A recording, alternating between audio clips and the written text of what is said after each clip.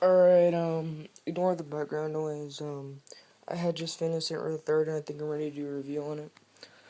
Um, so far, I would have to give graphics a, graphics were a low 8, high 7, from what I've seen so far. Let's see here. What else is there to go over? Lasting Appeal, the game's worth at least 2 playthroughs. I'm gonna play it through twice. I don't play through most of my games more than once, but this one, you get to make decisions and it adds a lot more replay value to it. There's a horde mode, which I haven't even touched yet. Um, actually, that's the one thing I should probably touch before I should have done this review, but oh well.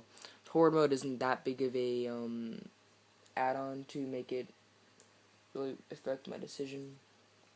Overall, though, replay value would be like a high 8, 8.5 to 9. So graphics low 7, replay value high 8. Presentation, as long as it's not really buggy, it's pretty good as it gets to the end. I give presentation like at least a 9, but since it's so buggy, it deserves about an 8.5. So the average score from it all around I can think of is about an 8.5. I got a review with the critic ratings, and because most of them are around at 8.5, 8 to 9, which I gotta agree with. It funny wise, it is freaking hilarious. It parodies Red Faction, it parodies Star Wars, parodies itself. Oh my god, it goes all over.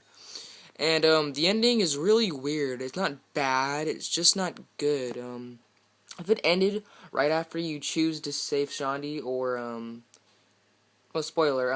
Shandi, I'm not gonna. Shandi doesn't die, and only if you want her to, and Killbane only dies if you want him to.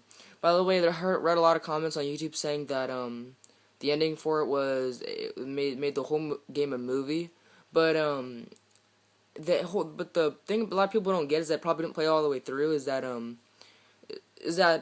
the movie's not is like not supposed to be the game's not supposed to be a movie. It's supposed to be a like they really did all this stuff until the end. The end was like them doing the movie because they got offered this movie job about like 99% of the way through the game.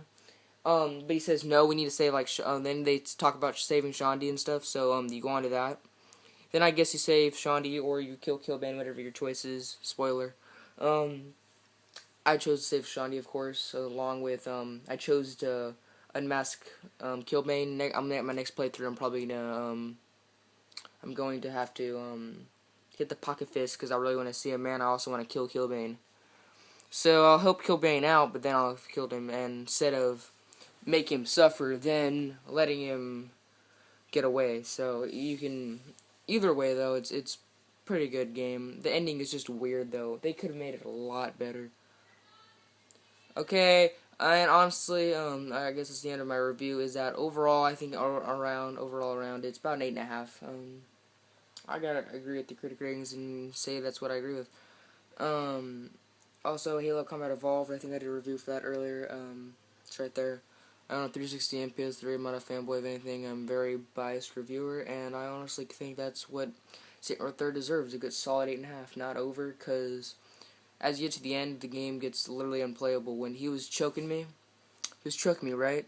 So, while he was choking me, his hand went through my neck, then it came back. It just glitches out a lot at my point. Like, he'll go through your neck, and a lot of screen tearing. Cutscenes could use a lot of work.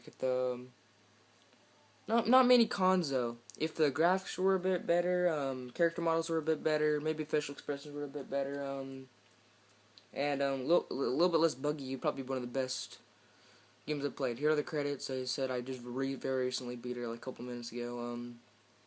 Alright. Well, tell me what you guys think. This is one of my first reviews. Sad when a game you gotta agree with the critics though, because I highly disagree with the critics. At first I thought this game is awesome, it deserves like a 9.5.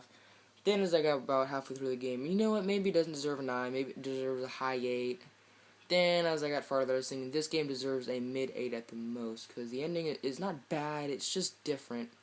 They messed around a little bit too much at the end, like they kind of just lost it and went all out and made it as over top as you could possibly get.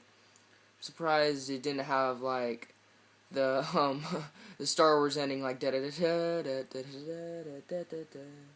I don't know, but they parodied Star Wars so bad. Oh my gosh, poor LucasArts. Um, Overall, though, I agree with the critics. It's 8.5. Look at my other reviews for Halo Combat Evolved. I did one for Skyrim, and I also did one for I'm gonna do one for Fallout 3, and I did one for Fallout New Vegas. I will do it later in the next 2 months. I'm gonna get the Game of the Year edition of it, since I got so many negative comments when I said I was gonna get the Fallout New Vegas Ultimate Edition in February. So I decided between now and February I'll get the Fallout 3 Gaudi Edition when I get enough time for it between Saint Row 3rd, Call of Duty, and Halo Combat Evolved, and Skyrim. Plus Skyrim, it's just like replay value of 4 games, so it's gonna take me a while. Well, check out my other vids, check out all those games I listed, they're all good games. Except Fallout New Vegas, I wouldn't recommend getting it. It's not my fault though, this is about Saint Row 3rd, weird ending, play through it.